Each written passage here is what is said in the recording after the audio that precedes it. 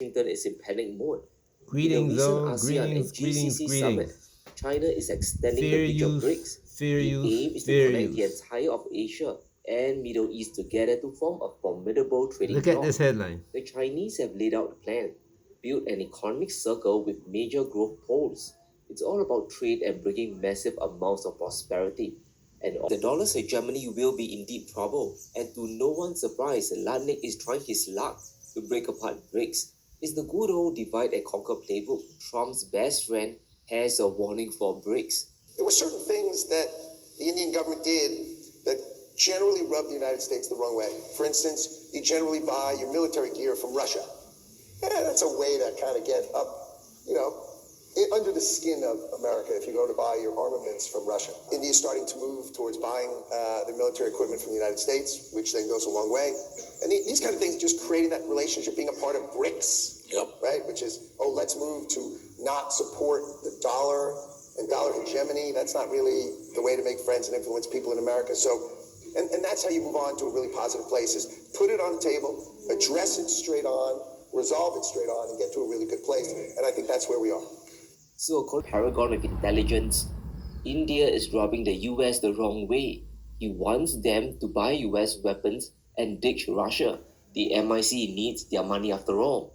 But the bigger instruction is for BRICS to continue supporting dollar hegemony, to stop trading in local currencies to save the USD from collapse.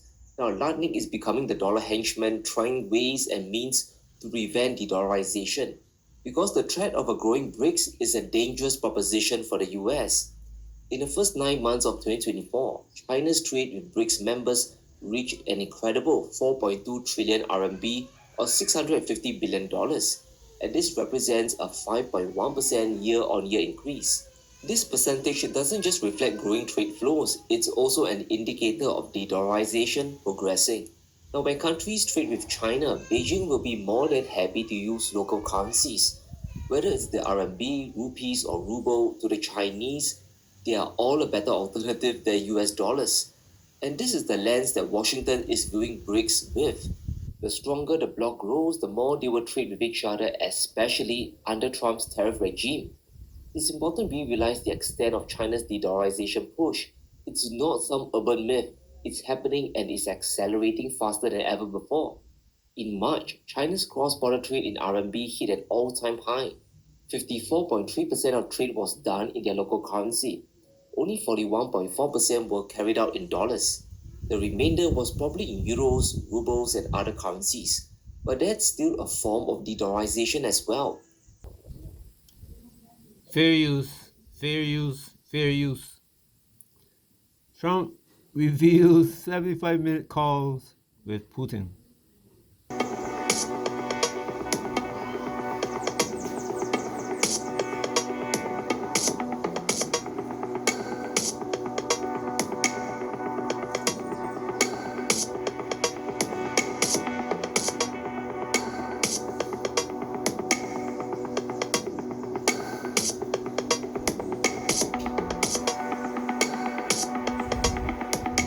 U.S. President Donald Trump revealed his 75-minute call with Russian President Vladimir Putin.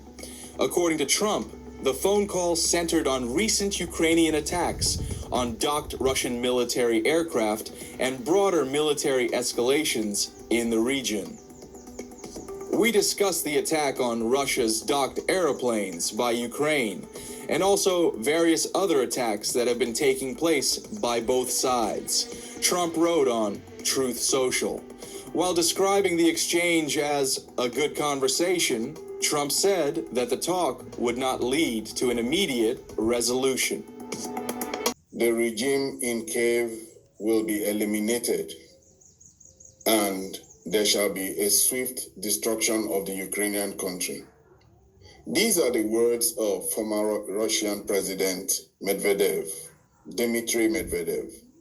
He was responding to the recent attack by the Ukrainians, a spectacular attack that took out some of Russia's strategic bombing assets. Medvedev has come to be one of the most interesting characters in this war. By no means the most interesting character of the war, Ukraine-Russia war, is Ukrainian President Volodymyr Zelensky. But Medvedev has cast himself also to be a player in the plot. And he's situated at a position that makes him one that is, whose statements, whenever he makes them, to be feared. Because he is the second in command of the Russian Security Council. And he plays practically a role where he's almost like the bad cop in Putin's supposedly good cop. Russia is planning a response to Ukraine's attack. The whole world knows that something will happen eventually. What the world worries about is the scale and scope of what will eventually happen. But Medvedev has said that Russia will inevitably respond, and Russia will make sure that they crush the country of Ukraine. Greetings, all. Greetings, greetings, greetings. I'm hoping that those of you who watch my videos consistently over the past 3 years realize what's going on. That's why I showed you different perspectives of this thing. I show you the shooting war and the economic war. The economic war is on everybody. Trump is trying to pull down the dollar as the form of world trading mechanism. The world trading mechanism is built around the dollar. And right now, as you've seen in the video with Sean Fu, the BRICS are trying to reform the world trading system. They're not leaving the dollar out because BRICS members have significant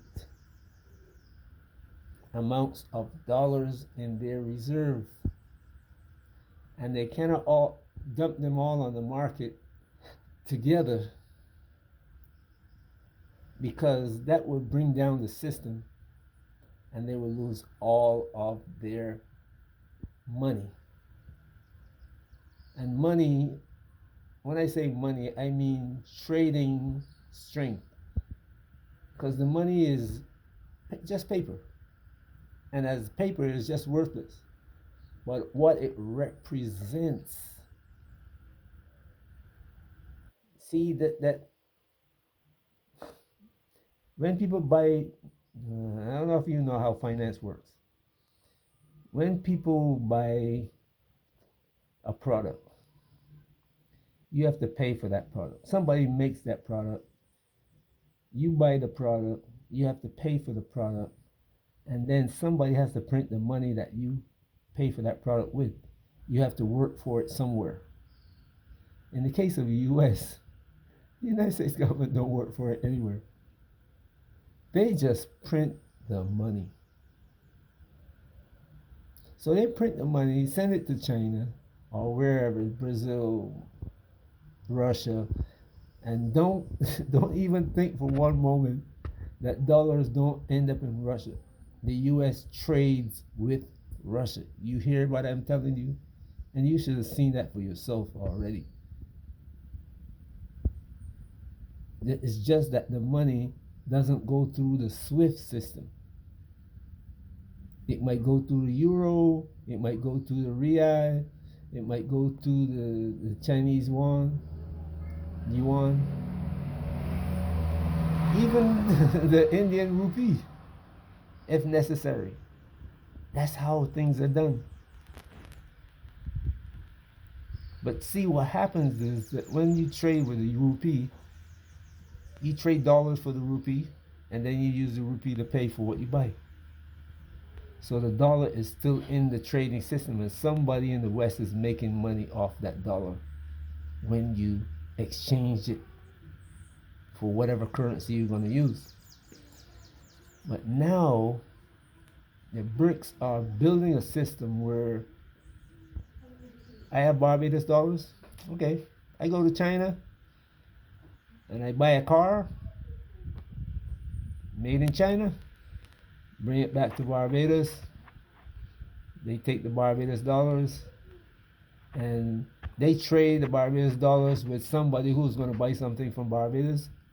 They don't exchange it for dollars. See what I'm saying? They go to Chile because now Chile buys things from Barbados, or Brazil buy things from Barbados, or somebody buys something from Barbados, and they don't use the dollar. And in comes the Treasury Secretary, the man who was talking about India buying weapons from the U.S. And weapons, that's the biggest. That's what the U.S. Look.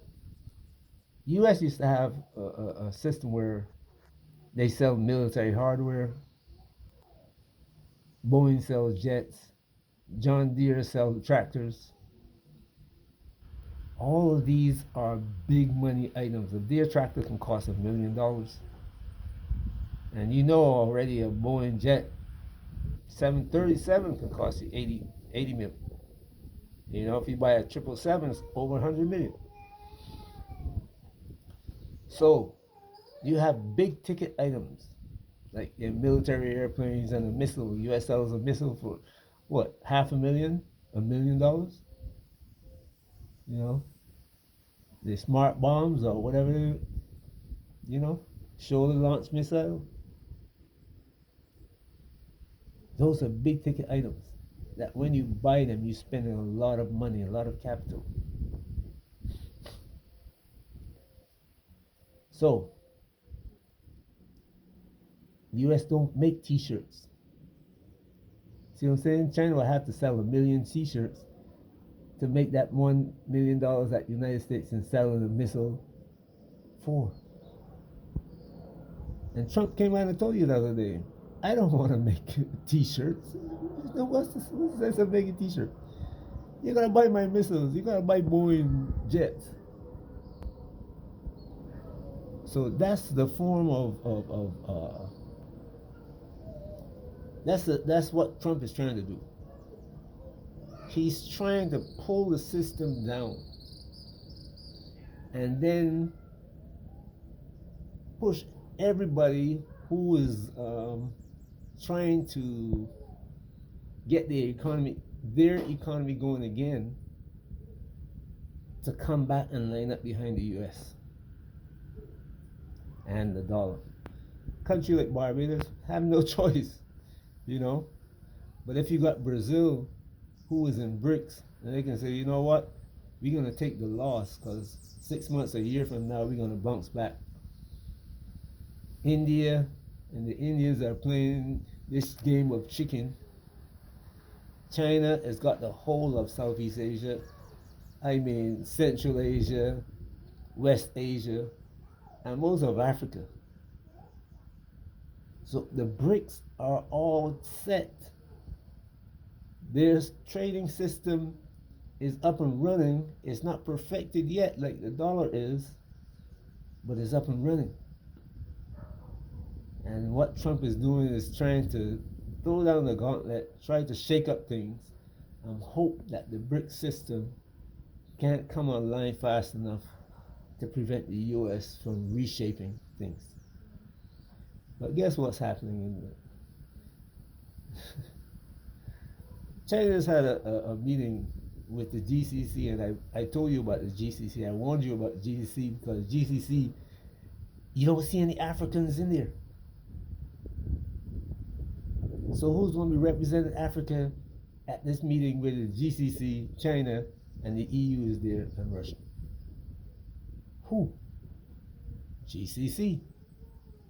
I told you about that. I said GCC is going to represent Africa. And people probably wonder why they said that, because I didn't explain it at the time. But they just had a meeting. And guess who these people is the system that they're forming. GCC is going to have to join in. And it's over 1 billion people.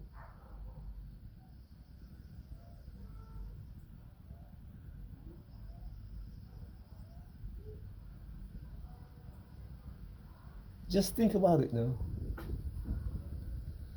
The last one now is about the war in Ukraine. And this is an African man talking about the war. And he's correct. Medvedev, there are two factions in Russia. One that just want to just burn, scorched earth, Ukraine. And Medvedev is the man speaking on their behalf, while Putin is like the guy in the middle with the average Russian. He's got to talk to every Russian when he speaks. He got to say, you see what's going on? You see why we have to fight this war? Because Ukraine cannot, that little attack that they just did in Russia, that they're spreading all around the world as it's going to change the trajectory of the war. Putin's got to go to the Russians and say, look, you see why I have to be the way I am? It's because of this. You see why we got to get rid of this man in Ukraine and the gang that runs Ukraine? Now you understand why we're fighting this war? People are looking at this thing and saying, oh, the Russians fell down on this. How could they allow Ukraine to do this? In my mind, I'm thinking about, the more I consider this, I'm saying, look at what happened. What kind of losses the Russians had. How many airplanes they lost, how many lives they lost. Sometimes countries allow things like this to happen. It might take, oh man, there's some things that I can't say. If I had told you that, I better not. If you're a military commander, let's put it this way. If you're a military commander, right? I don't know how many of you have read The Art of War, Sun Tzu. Sometimes you let the enemy, you put the enemy in a position where he thinks he's got a chance. And it's only after he is like, let's take this attack. Russia exposes this thing. Maybe they even set it up. Maybe Russia even spread the word that say, you know what? They put somebody in there and says, Russians got this air base, these two air bases, and they don't have any protective umbrella around these bases. Maybe we should attack that base. And me as a commander, that's what I would do. A commander in the Russian Armed Forces, that's what I would do. Seriously. Because now I got my people behind me that's going to say, hey, go in and clear Ukraine. Just sweep the floor.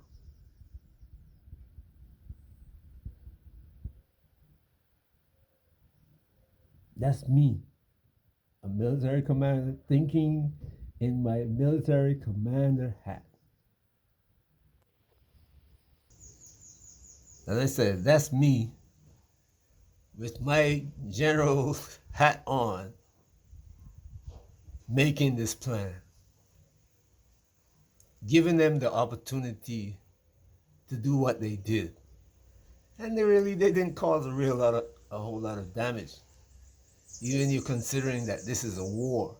If there was no war and they had attacked Russia just like that, then things are different. But this is a war. And in war, you experience loss.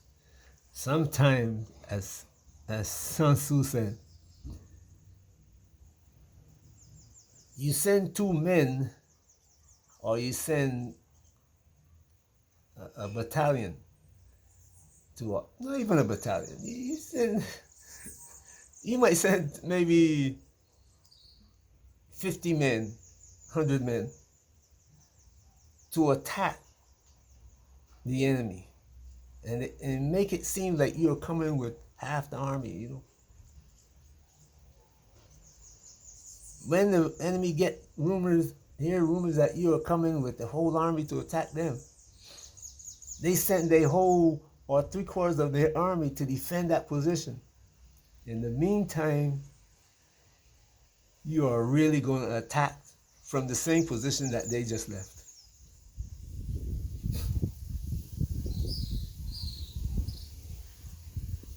And the more I think about this, I'm saying to myself, you know, Putin, he just, wow, a magnificent stroke.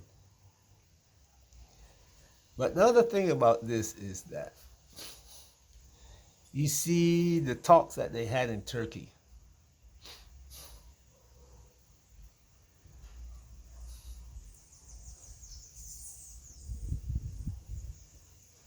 There are people who don't want this war to end because, and it should have ended, like I said, after 3 years. You see, Trump came into office and says, this war is going to end the day after I came in. I told you, 3 years.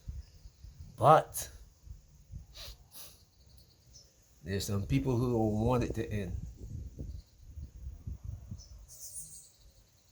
And while the U.S. is not sending $100 billion of weapons every month, you got people in Europe now that they can't stand down. They've got their people so excited about beating Russia that they can't stand down. The other thing is, when you keep Russia on edge, prepared like they are prepared now,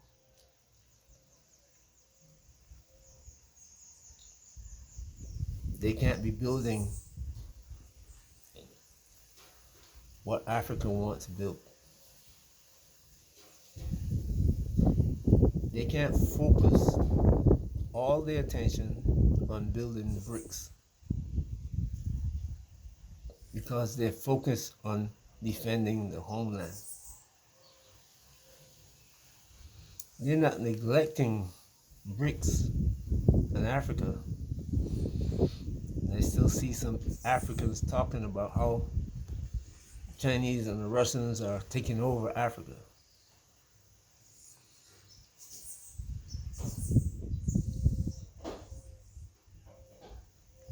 It's not about taking over Africa, it's about raising up Africa, because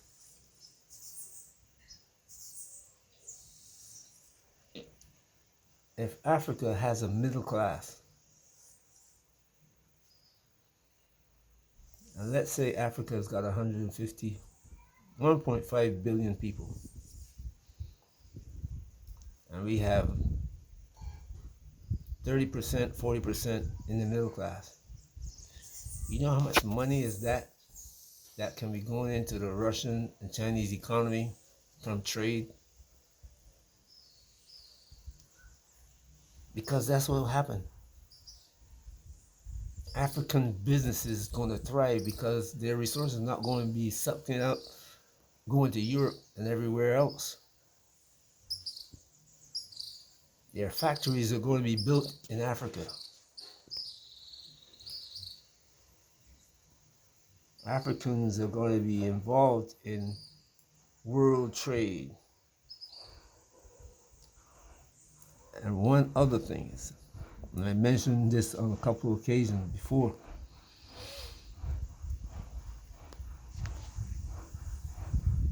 our next frontier is out there beyond those clouds and that blue sky.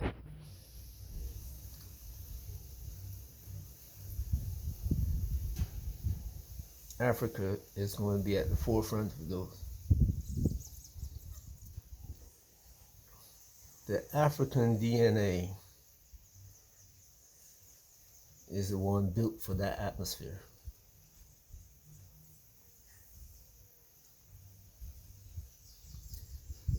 You got to look at this carefully. The African DNA is the one that's survived. If you look at DNA today, all around the world, everybody else's DNA is falling apart. And though Africans' DNA is the oldest, as they say, it is not falling apart. It is adjusting to its environment.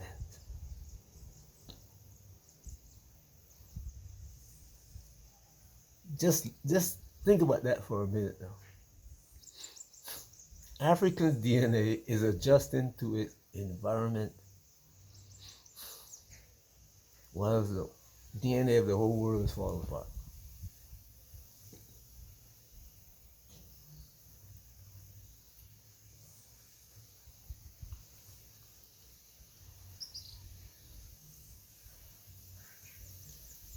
We have to start looking at this thing the way Africans should. African focus. Just look at the world and see how it's coming around Africa, how it's being formed around Africa. Not as a place where they go to take the resources out and put it on a boat going somewhere else, but as a place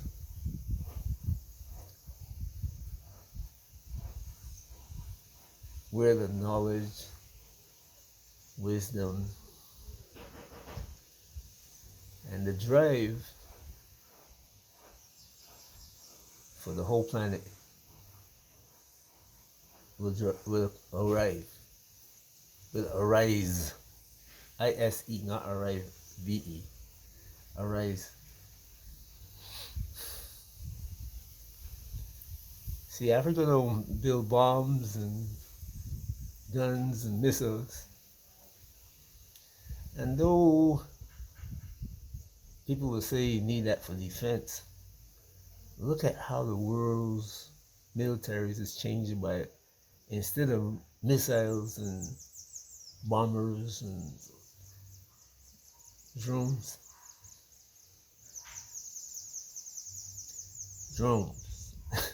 Imagine that.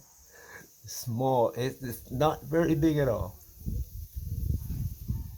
So the need for huge military. You see where we're going? And this is the era that Africa is coming up in. So our focus as Africans is going to be quite different to the rest of the world. We are going in a different direction.